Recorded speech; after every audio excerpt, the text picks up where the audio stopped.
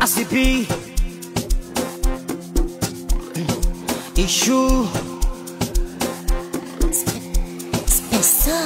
wala hata isaidi kwenye kesi kujifanya mshahidi. Si tulikutana saiti nikakuchana unaloya ukaidi. Ona sasa umetuliza mshono kama kima kimekosa step. Kwetu utumbo tunauchezesha pono, mabaluni yakikosa upepo. Kama neno mekukela eburusha takiela ukisikie lumo mtaani. Acha kujitusiwe hata kwa nani. Utarudi na machela utaliga hili shela utaikosa samani. Acha kujitusiwe takuzika nani. Kwanza kwenu ungalobo ungalobo unavuvimba na mikogo.